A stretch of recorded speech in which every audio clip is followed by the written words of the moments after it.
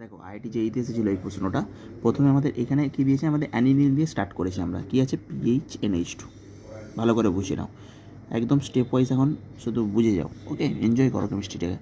Acetic অ্যানাইড্রাইড দিয়েছে। Acetic অ্যানাইড্রাইড মানে কি? অ্যাসিটিক অ্যানাইড্রাইড মানে কি? CH3CO। অ্যানহাইড্রাইড লিঙ্কেজ মানে কি? দেখো তো দুদিকে দুটো COCH3 থাকবে, এটা অ্যানহাইড্রাইড লিঙ্কেজ। কারণ এই যদি বন্ডটা আমি ভেঙে দিই, এখানে যদি একটা হাইড্রোজেন যোগ করি, তখন অ্যাসিটিক অ্যাসিডের অ্যানাইড্রাইড তৈরি হয়, তাই তো?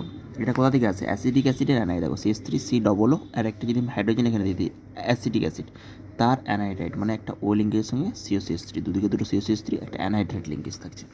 ওকে, তাহলে এখানে মেন আমাদের সবসময় কী হয়, এখানে আমাদের এটা আমাদের সবসময় একটাই তো জিনিস হয়, এটা অ্যাটাক করে, এই বন্ডটা খুলে, এই বন্ডটা খুলে, এই বন্ডটা আমাদের বেরিয়ে যায়।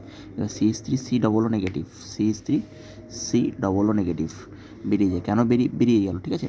আর এই পিরিডিনটা দেওয়া আছে মানে কি? পিরিডিনের যে আমাদের নাইট্রোজেনের সাথে যুক্ত এখানে হাইড্রোজেন আছে, তাই তো?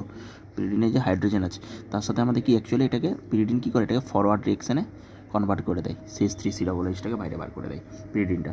তাহলে এখানে রিংটা আমাদের অ্যাক্টিভেট করার জন্য মলিকুলটা দিয়েছে, মানে মেন কথা এটা সবাই পারবো, সবাই জানবো এবার কি, NHCOCH3। অ্যাসিটিক অ্যানাইড্রাইড দেওয়া মানে এইটা আমাদের তৈরি হয়, NHCOCH3 মলিকুলটাকে অ্যাক্টিভেট করে। কীভাবে অ্যাক্টিভেট করছে? এইভাবে দেখো, রেজোনেন্স করতে পারে, আবার এটার সাথে কস্ট কনজুগেশনেও টেক পার্ট করতে পারে, দিয়ে মলিকুলটাকে অ্যাক্টিভেট করতে পারে। এবারে দেখো তো এখানে কি দিয়েছে, KBRO3। ভাবো এখানে KBRO3, আগে জানতে হবে KBRO3টা কি। KBRO3টা কিছুই না, এটা একটা অক্সিডাইজিং এজেন্ট, যেখানে আমাদের BRO3 নেগেটিভ থাকে। এ কী করে, এখানে যে Br নেগেটিভ আছে, H+Br নেগেটিভ, এই Br নেগেটিভকে কিসে পরিণত করে? Br2তে পরিণত করে, ব্রোমিনে পরিণত করে।